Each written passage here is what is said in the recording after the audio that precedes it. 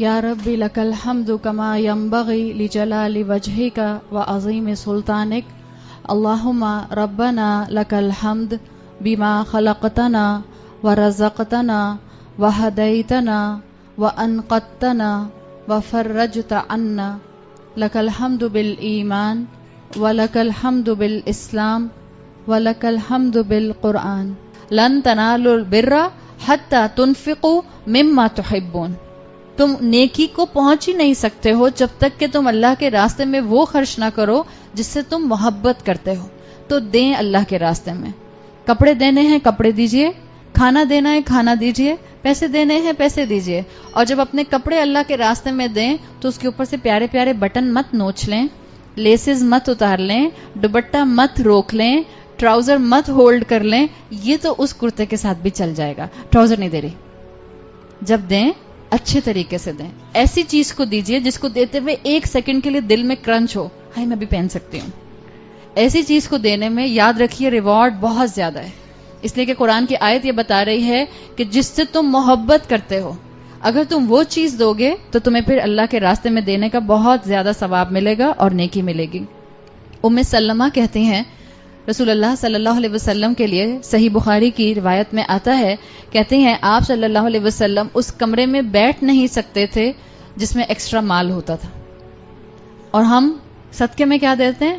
جو ہمیں ایکسٹرا لگتا ہے.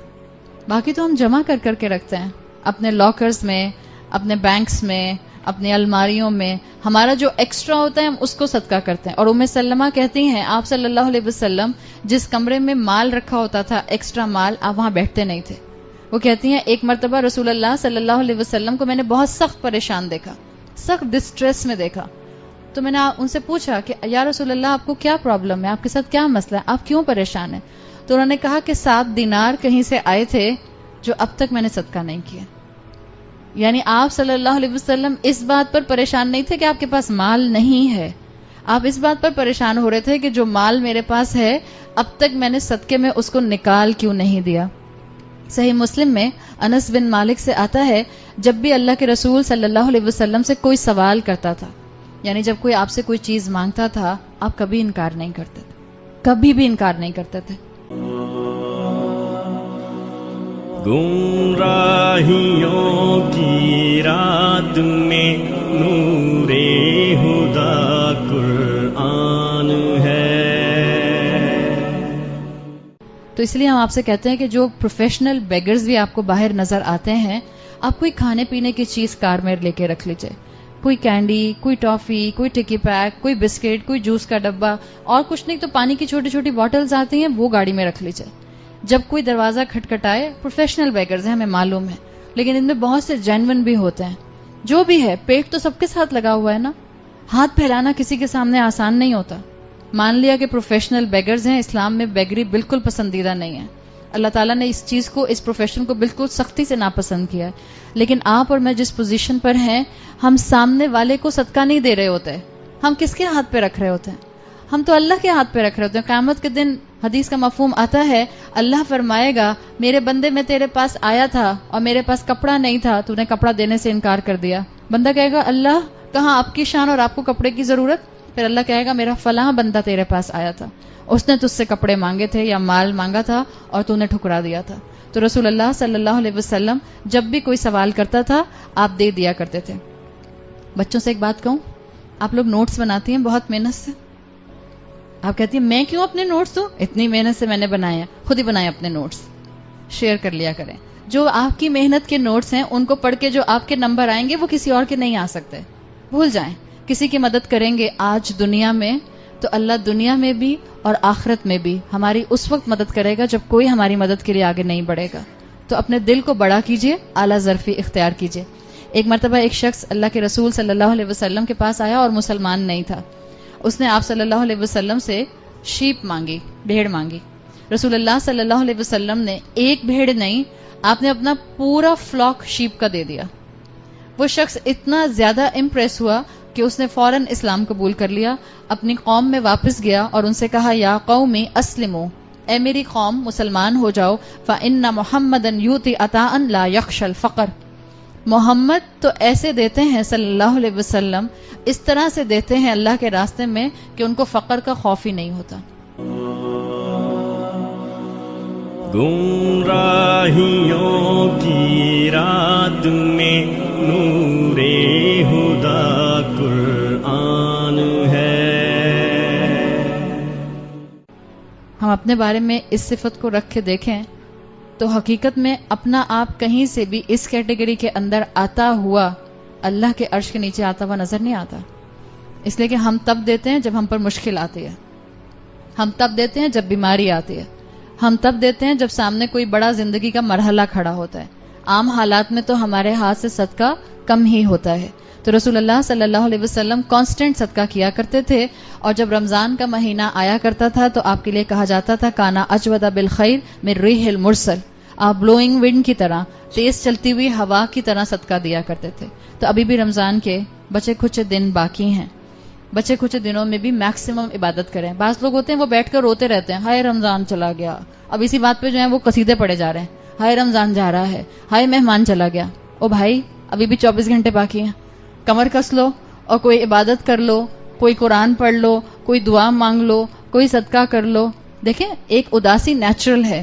رمضان میں آپ کا اللہ کے کلام سے جڑنا اور اللہ کی محبت میں اللہ کے کلام سے اور اللہ کے لوگوں کے ساتھ آ کر بیٹھنا، یہ ایک نیچرل آپ کے پاس اپرچونٹی آتی ہے. لیکن یہ بھی پسندیدہ نہیں ہے کہ اب آپ عید کے دن اتنی اداس نظر آئیں، میں بہت اداس ہوں، لوگ پوچھیں کیا ہوا، اور رمضان ختم ہو گیا نا. Be natural. آپ نے رمضان گزارا، آپ نے عبادت کی. ہاں ہماری عبادت ٹوٹی پھوٹی تھی، ہاں ہماری عبادت میں اور بہتری آ سکتی تھی، لیکن جب اللہ نعمت دے تو نعمت کو خوشی کے ساتھ آپے سے باہر نہ ہوتے ہوئے اڈاپٹ کیا جائے. رسول اللہ صلی اللہ علیہ وسلم خوب صدقہ کرتے تھے. تو ابھی بھی ہمارے پاس ٹائم ہے، جو جتنا صدقہ کر سکتا ہے یہاں سے گھر سے جا کر فوراً نیت کر کے صدقہ کیجیے گا. بخاری کی حدیث آتی ہے کہ ایک مرتبہ آپ صلی اللہ علیہ وسلم نماز پڑھانے کے فوراً بعد سلام پھیرتے ساتھ اٹھ کر چلے گئے، which was very unusual. اس لیے کہ آپ صلی اللہ علیہ وسلم کی روٹین تھی کہ آپ سلام پھیرنے کے بعد اپنے ریگولر اذکار پڑھا کرتے تھے. تو صحابہ نے آبزرو کیا کہ آج رسول اللہ صلی اللہ علیہ وسلم نے اپنے ریگولر جو آپ باقاعدگی سے اپنے اذکار اور دعائیں پڑھتے ہیں وہ آپ نے نہیں پڑھے. تو جب آپ صلی اللہ علیہ وسلم واپس آئے تو صحابہ نے سوال کیا، یا رسول اللہ آج آپ جلدی نماز کے چلے گئے. تو آپ صلی اللہ علیہ وسلم نے کیا کہا کہ مجھے یاد آیا تھا کہ میرے گھر میں اس وقت کچھ سونے کی اشرفیاں موجود ہیں، تو میں نے سوچا کہ میں پہلے زندگی میں ہی اس کو صدقہ کر دوں، پھر اپنی عبادت مکمل کروں. آپ کو اپنی زندگی میں ایکسٹرا مال جو تھا وہ تکلیف دیتا تھا. آپ ایکسٹرا مال کو فوراً نکال دیا کرتے تھے کہ انہوں نے کہا اس ڈر سے کہ میں بھول نہ جاؤں تو میں صدقہ کرنے کی نیت سے گھر سے دوڑا. حضرت ابو ہریرہ کہتے ہیں رسول اللہ صلی اللہ علیہ وسلم کہا کرتے تھے کہ اگر میرے پاس احد پہاڑ کے برابر سونا ہو تو میں 3 دن سے زیادہ اس کو اپنے پوزیشن میں نہ رکھوں. ہم مائیں اپنا 30 سال پرانا زیور ایسے سنبھال کے رکھتے ہیں. اچھا 4 بیٹیاں ہوں گی، اماں کا زیور وہیں رکھا ہے، 4 بیٹیوں کو اور بنا کے دے دیا، وہ اپنے اپنے گھروں میں چلی گئیں، اماں کا زیور وہیں پڑا ہوا ہے.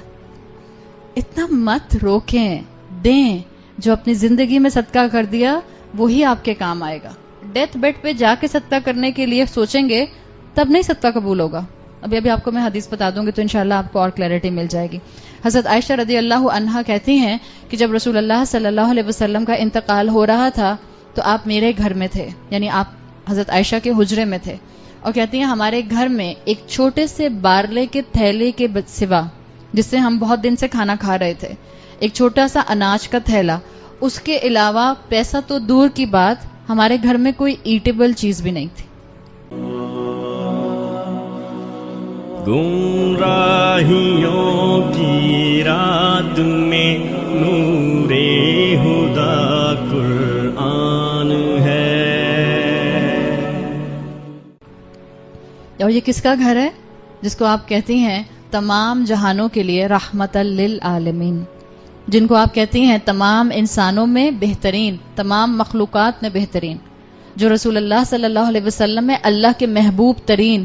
اور حضرت عائشہ کہہ رہی ہیں کہ جب آپ کا انتقال ہوا تو آپ کے گھر میں کوئی مال نہیں تھا، مال تو دور کی بات، بارلے کے ایک چھوٹے سے تھیلے کے سوا کوئی اناج اور کوئی ایٹیبل موجود نہیں تھا. تو علماء بتاتے ہیں کہ یہ جو اللہ کے عرش کے سائے میں 7 کیٹیگریز کھڑی ہوں گی، اور اس کے علاوہ میں نے آپ کو بتایا امام سخاوی کہتے ہیں کہ 94 ٹوٹل کیٹیگریز ہوں گی. ان 7 کے علاوہ باقی ساری کیٹیگریز ان آئیدر وے اور آؤٹ صدقے سے کنیکٹڈ ہیں. یعنی مختلف فارمز میں صدقے کرنے والے وہ اللہ کے عرش کے سائے میں اس دن کھڑے ہوں گے. صحیح ترمذی میں حدیث آتی ہے حضرت ابو ہریرہ سے، رسول اللہ صلی اللہ علیہ وسلم نے فرمایا کہ کسی نے تم سے قرض لیا ہو، یعنی آپ نے کسی کو لون دیا اور آپ نے اس کو ایک ڈیو ڈیٹ بتائی کہ اس دن مجھے میرا لون واپس کر دینا. دیکھیں، لوگوں کو لون دینا اچھی بات ہے، ہوا طبقہ ہے، ان لوگوں میں ہے وہ سود سے بچ جائے، اس میں انشاءاللہ آپ کو بہت اجر اور ثواب ملے گا.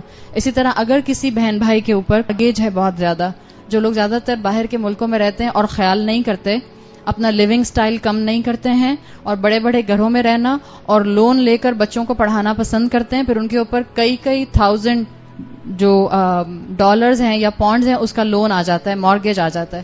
آپ ان کا بھی اگر ادا کر دیں گے تو انشاءاللہ اللہ تعالیٰ آپ کے لیے آسانی فرمائے گا.